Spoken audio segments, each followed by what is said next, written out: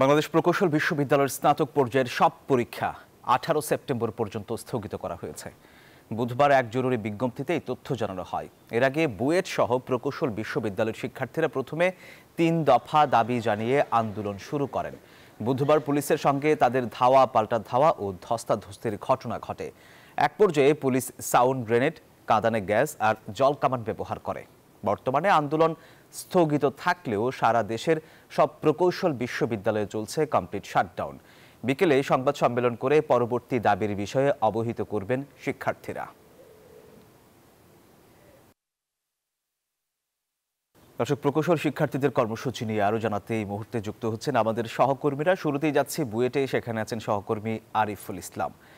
আরিফ, শিক্ষার্থীদের আন্দোলনের চিত্র আজ কেমন দেখছেন জানাবেন আমাদের। সোহাগ, আপনাকে একটু সংশোধনী দেই। বুয়েটের যে শিক্ষার্থীরা রয়েছেন তারা এখন ইঞ্জিনিয়ার্স ইনস্টিটিউটে আসবেন, সেখানে তারা সংবাদ সম্মেলন করবেন। এই জন্য আমি ইঞ্জিনিয়ার্স ইনস্টিটিউটে এখানে এসেছি। আর কিছুক্ষণ পরে প্রকৌশল বিশ্ববিদ্যালয়ের যে পরিষদের যে অধিকার পরিষদের যেই নেতারা রয়েছেন তারা কিছুক্ষণ পর সংবাদ সম্মেলন করবেন।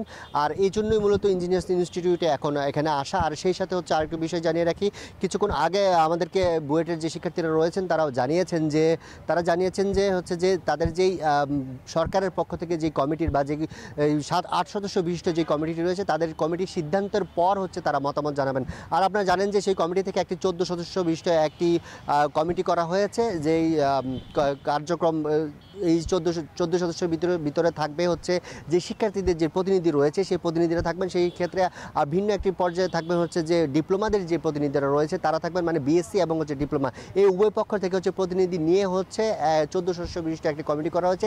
সেই কমিটির যেই 8 সদস্য বিশিষ্ট কমিটি, সেই কমিটি থেকে বলা হয়েছে যে যারাই তাদের যে মতামত, তাদের যে অধিকার, সেই অধিকারের বিষয়টি অবশ্যই যে 14 সদস্য বিশিষ্ট কমিটি করেছে সেখানে তুলে ধরার জন্য।